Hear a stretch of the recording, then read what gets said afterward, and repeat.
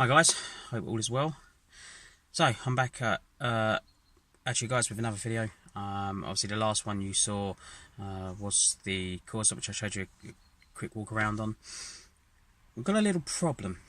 Now I know I said to you guys that the bonnet fence and then getting them cut in is a fantastic idea. I'm beginning to think maybe not. I mean, if they were done properly, you know, yes, they would be. Basically, the problem I'm having, and obviously we live in the UK, is the rain. Now, when it rains, the water's obviously going through the fence. So the driver's side fence is leaking all over my air filter, which is not what you want. And the passenger side fence is leaking all over the battery and the fuse box. Now, the battery one I'm not too worried about because it's not exactly the fuse box. It's a little box sitting on top of the battery, which is well covered. So I'm not too worried about that. But you can buy a stainless steel battery cover and a fuse box cover. So I will be getting them for that and technically won't have to worry. The driver's side for the minute, I've just had to come up with my own cover for the air filter. Obviously along the line, obviously I can look at getting stainless steel covers put underneath the bonnet on the inside. It make it look a bit better, and obviously to prevent this sort of thing from happening, maybe allow the water to run down towards the front. But that's down some point down the line when I get the funds to do something like that. But for the minute I want to make it drivable, not have to worry about, well, the UK weather. So yeah, so basically all I've done is I bought a set of the sort of rally style mud flaps from Halfords, and basically butchered one, which was no good, and in the second one that was in the packet I have actually managed to successfully make sort of a heat shield, well not obviously a proper heat shield, but a cover going over the induction kit. It seems to be okay, seems to be working. But it's just you know, anyone out there who's thinking about doing this, do take into account if you live in the UK and the rain and all that crap. But I still want to be able to keep them. I still want to be able to allow some of the heat out and obviously some cool air in. And it just finished off the car. I was just going to get another bonnet and just be done with it, but it's just going to take away the look I believe that the front of the car has got. I don't want that. So I'll go around the front of the car and show you guys, see what you think. Please be nice in the comments. I've literally just had to do with what I can afford, just, you know, just so it's more drivable. But yeah, I'll show you now and let us know what you think. Right guys, so I'm at the front of the car, so this is what I mean.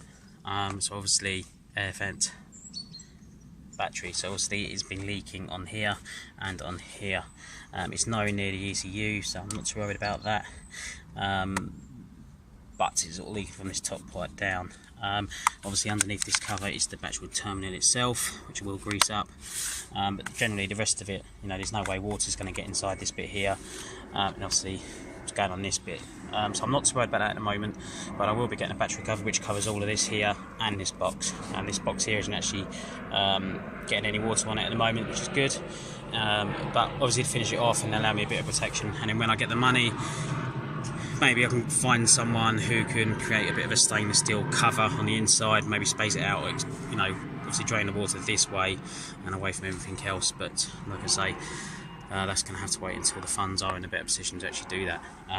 Now over for this side, this is my answer to that issue. Also, this is falling out, so I need to take this off and re-glue it anyway. Another drama, which I'll get onto at some point over this weekend. But most important was this, and all I've done, there was a mounting point there which was for the original airbox. I will put a bolt in there just a bit better than the cable tie. And there was another hole down here, I don't know if it's going to show. No, but I've clipped the original wiring in for the EMS flow sensor in there, so the wiring's held. I sort of tried to cut this into shape, and then obviously I've bolted it with the headlight bolt, sort of cut it around there, and then obviously curve it over, and obviously it's tied in there as well. It's pretty sturdy, but the important thing is any rain that does hit this is obviously going to be running off and obviously straight down to the floor, so it's not going to be sitting on any major engine components. So yeah, it's not the best looking thing in the world, but it will definitely do the job. But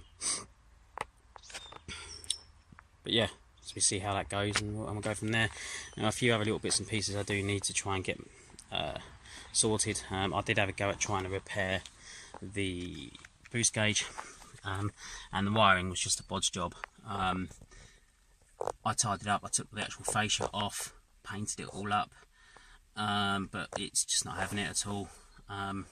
So I do need to get a new one. Again, I'm going to have to worry about this when the funds actually become more free, so I can actually go and get a new unit. Generally, other than that, I haven't really had too much of any other issues or anything, you know, that's concerning me.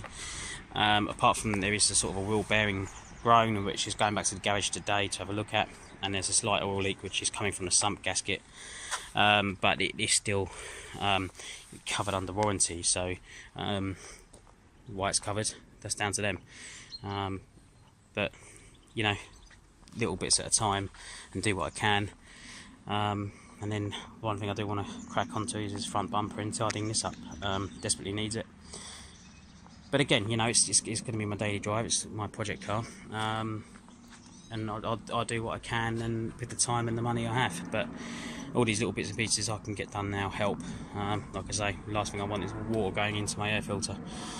Yeah, I could put the original airbox back on, but I don't have one, so I can't do that.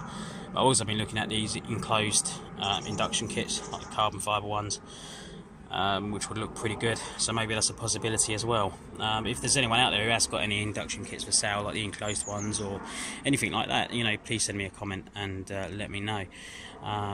But that's all for now. It's only a short video just to give you a bit of an update. But I'll speak to you all soon, and please don't forget to subscribe and like these videos, and plenty more on the way. Thank you, bye.